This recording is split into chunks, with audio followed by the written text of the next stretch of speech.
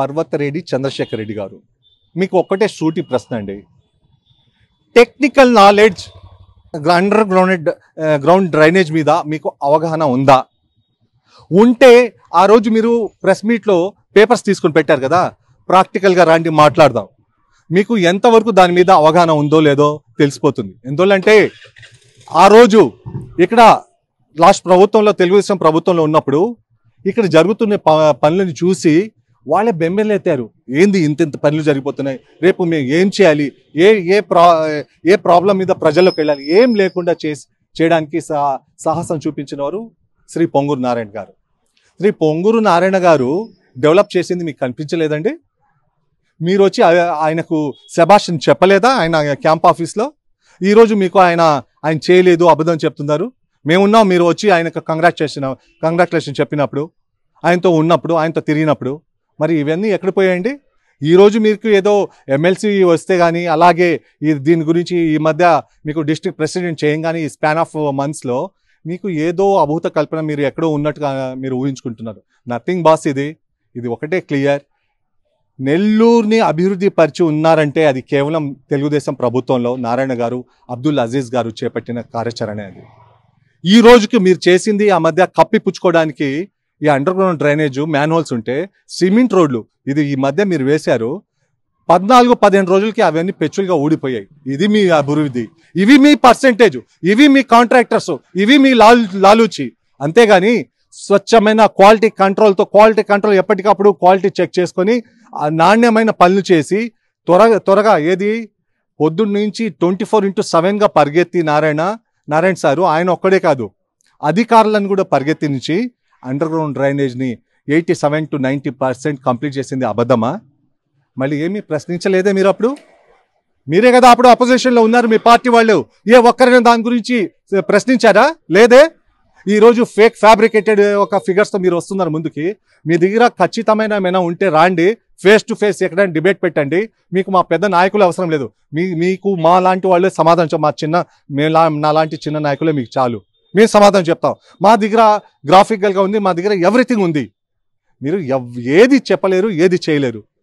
ముఖ్యంగా ఇంకోటి చెప్తున్నామండి, ఇంకోటి అడుగుతున్నాం. పర్వతరెడ్డి చంద్రశేఖర్ రెడ్డి గారు మైనార్టీస్, నేను కూడా ఒక మైనార్టీ స్టేట్ నాయకుడిని కాబట్టి ఒకటి అడుగుతున్నాం. ఆ మైనార్టీస్ తరఫున మైనార్టీస్కు ఏదో చేస్తాం, అది చేస్తాం, ఇది చేస్తాం అన్నారు కదా, మీరు చేసింది ఒక్కటి చెప్పండి. హజ్ హౌస్ కంప్లీట్ చేశారా? విదేశీ విద్యకు వెళ్తుంటే పిల్లలు 1.25 లక్షల ఆక్షన్లు పెట్టేసి వాళ్ళని నిరోధించలేదా? మైనార్టీ ఫైనాన్స్ కార్పొరేషన్ ఎందుకు క్లోజ్ చేశారు? దుల్లన్ స్కీమ్ని ఎందుకు ఆపారు? దానికి రిస్ట్రిక్షన్ పెట్టి ఇప్పటిదాకా ఇవ్వలేదు కదా మీరు. గురుకుల పాఠశాల కానీ అదే మన ఇక్కడ ఉంది మంది షాదీ మంజిల్ని మీ సైడ్ నుంచి ఏం పెట్టారు, ఎంత బడ్జెట్ పెట్టారు? ఆ రోజు మున్సిపల్ కార్పొరేషన్ల బడ్జెట్లో 8 కోట్ల ఆమోదం తెలిపి దాన్ని కట్టిస్తే ఇప్పుడు వచ్చి మీరు రంగులు పూసుకుని ఇది మాట్లాడుతున్నారు. మైనార్టీస్కు ఏం చేశారో ఒకటి చేసామని చెప్పండి, దాని గురించి రాండి మీరు మాట్లాడండి. ఏం చేయలేదు, కళ్ళబొల్లి మాటలు. అదే మా మైనార్టీస్ ఇప్పుడు అడుగుతున్నారు. లాస్ట్ టైం అతన్ని మేము నమ్మాం, రాజశేఖర్ కొడుకుగా ఒక ఛాన్స్ ఇమ్మంటే నమ్మి మోసపోయామమ్మా. ఇంకా నమ్మేది ఉండదు. అతన్ని నాటకాలు అవన్నీ అర్థమైపోయి వాళ్ళ ఇంట్లోనే వాళ్ళ తల్లిని, చెల్లిని, అక్కల్ని, వాళ్ళ బాబాయిని వాళ్ళనే కాపాడలేని అతను వాళ్ళనే ఈయన పదవి కోసం వాళ్ళనే పక్కన పెట్టేసి వాళ్ళని చంపించి ఇదంతా చేసిన అతను ప్రజలకి ఏం చేస్తాడనేసి చెయ్యడు. ఎవరు నమ్మట్లేదా? మీరు ఎంతైనా దాన్ని అబద్ధాన్ని తీసుకొచ్చి నమ్మడానికి ప్రయత్నించండి. ఎందుకంటే మీకు చాలా ఇచ్చారు ఛాన్సెస్, దాన్ని మీరు ప్రూవ్ చేసుకోలేకపోయారు. జగన్ అనేది నేను మడమ తిప్పను అని చెప్పారు కదా, ఎప్పుడో తిప్పేశారు మీరు మడమ. ఇంకేముంది తిప్పడానికి? మీరు అలాగే సిద్ధం అండి. ఏం అంటే ఆ కాలర్ మడుచుకుంటారో, హ్యాండ్ కాఫ్స్ మడుచుకునే సిద్ధం వేసి మీరు ప్యాకప్ అవ్వండి. అంత దూరమే కానీ ఇంకా వేరేది ఏం చేయడానికి ప్రజలు మిమ్మల్ని నమ్మడానికి సిద్ధంగా లేరు. మరొక్కసారి నెల్లూరు నాయకులు, వైసీపీ నాయకులు, మీరు మీ కళ్ళబొల్లి మాటలు నమ్మడానికి ఇక్కడ ఎవ్వరు ప్రజలు, ఓటర్లు సిద్ధంగా లేరు. ధన్యవాదాలు. టీడీపీ హయాంలో టిట్కో ఇల్లు 90% పూర్తి అయ్యాయి. అయితే 5 సంవత్సరాల దాకా ఇప్పటికి కంప్లీట్ చేయలేదు. కానీ టిట్కో ఇల్లు కూడా ఎవరికి ఇచ్చిన దాకా లేదు. అదే దసరా రోజు 10,000 ఇల్లు ఇస్తాము, సంక్రాంతి రోజు 10,000 ఇల్లు ఇస్తామని, కానీ అది ఎప్పటికీ ఎవరికి ఇవ్వలేదు అని ఏమండి టిట్కో ఇళ్ల గురించి గడప గడపకు వెళ్తుంటే ఏదైతే నారాయణ సార్తో కానీ, ఏదైతే రమా మేడం కానీ తిరుగుతున్నా ప్రతి ఒక్కరు అడుగుతున్నాం. అదేవిధంగా రామలింగపురంలో ఉన్న ఫ్లైఓవర్ కానివ్వండి, మైపాడు రోడ్డు మేము వేసామని చెప్పేసి నిన్న పర్వతిరెడ్డి చంద్రశేఖర్ రెడ్డి కూడా చెప్పడం దాని మీద ఎక్కడ వేసారండి ఫ్లైఓవర్? మీరు పెన్నార్ ఫ్లైఓవర్ మీరు వేసారా? ఎక్కడ పాస్ అయింది? ఎప్పుడు పాస్ అయింది అంటే రామ్మూర్తి నగర్ ఫ్లైఓవర్ ఎప్పుడుదండి అది? మీరు వచ్చింది ఎప్పుడు? ఆ ఫ్లైఓవర్ వేసింది ఎప్పుడు? రామ్మూర్తి ఫ్లైఓవరు. అలాగే మైపాడు వెళ్ళే దోవా. ఇవి చెప్పుకోవడానికైనా సిగ్గు ఉండాలి. సిగ్గు అంటే మీరు చేసి ఉంటే స్వచ్ఛంగా మనసు నుంచి మాట వస్తుంది. రామ్మూర్తి నగర్ ఫ్లైఓవర్ ఎన్ని సంవత్సరాలు అయింది వేసి? శాంక్షన్ అయింది ఎప్పుడు? ఆయన డేట్ పెట్టాడు, ఒక క్లాక్ 365 రోజుల్లో మేము కంప్లీట్ చేస్తామనేసి. ఏదైతే మన నెల్లూరు నగర ఎమ్మెల్యే ఉండారు కదా అనిల్ కుమార్ యాదవ్, డేట్ పెట్టాడు కదా. మళ్ళీ ఆ బోర్డుని దేనికి పీకేశారు? ఎన్ని సంవత్సరాలు అయింది దానికి? మీకు ఇచ్చిన అదే ఫ్లైఓవర్ది ఇచ్చిన డిజైన్ వేరే. ఎక్కడి నుంచి ఏదైతే విఆర్సీ సెంటర్ అండర్ గ్రౌండ్ నుంచి రామ్మూర్తి నగర్కి ఎటు వెళ్తుందో దాని ఫ్లైఓవర్ డిజైన్ వేస్తే నిత్యం అక్కడ ఉండే ట్రాఫిక్ సమస్య కానీ ఇటు నుంచి వెళ్ళి అటు నుంచి వెళ్ళడానికి ఆ ప్రాబ్లం. ఇప్పుడు మీరు వెళ్ళండి ఈ టైంలో అక్కడికి, ఈ సైడ్ ఫ్లైఓవర్ డిజైన్సే మార్చేశారు వాళ్ళ కమిషన్ కోసం. ఇప్పుడు మీరు వెళ్ళండి అక్కడంతా ట్రాఫిక్ కానిస్టేబుల్స్ వాళ్ళు నానా తంటాలు పడుతుంటారు ఆ ట్రాఫిక్ని కంట్రోల్ చేయకుండా. మీరు ఫ్లైఓవర్ డిజైన్నే మీరు మార్చేసి ఈరోజు మేము వేసాం అది వేసాం మీ పర్సెంటేజ్ కోసం మీ ముడుపుల కోసం మీరు వేసుకున్నారు.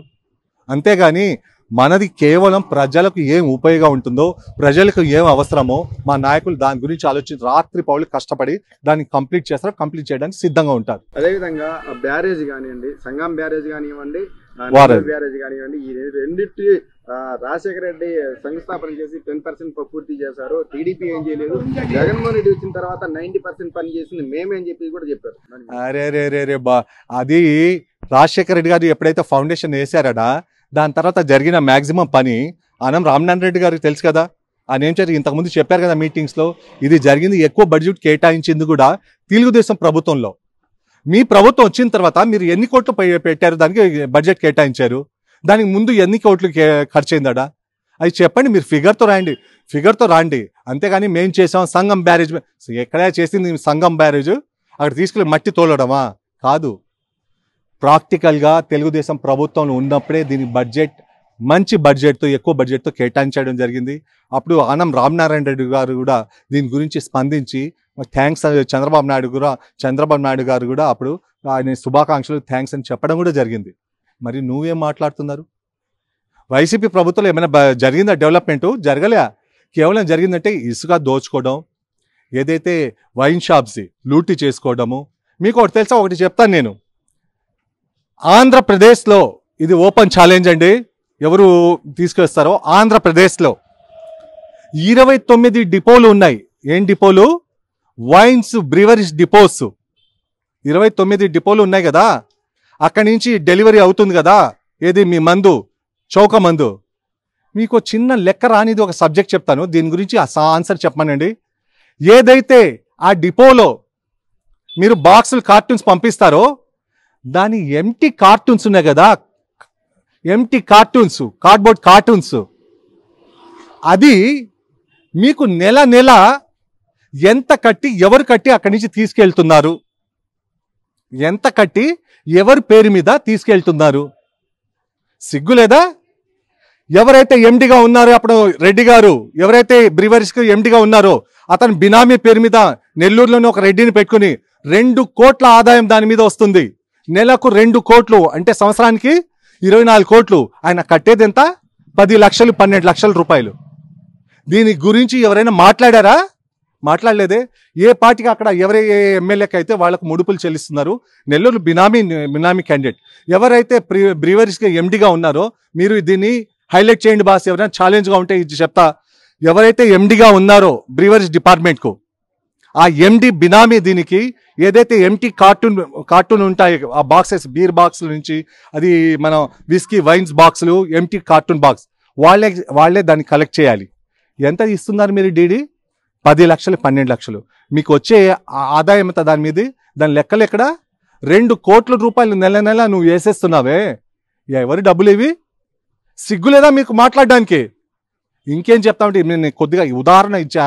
ఈ వైన్ షాపుల మీద, వైన్లని ఇది అసలు బ్రాందీ షాపులు ఇది లేకుండా చేస్తానని చెప్పిన క్యాండిడేటు దీని మీదే ఆధారపడి ఉన్నాడు. రాబోయే 5 సంవత్సరాలు కూడా వాళ్ళకు లీజ్కి ఇచ్చేసి ఇంకేందండి ప్రజల్ని అతను ఏం లేకుండా ఇది ఆ లిక్కర్ లేకుండా రాష్ట్రం చేస్తానంటున్నాడు కదా, ఇంకేంది చేసేది?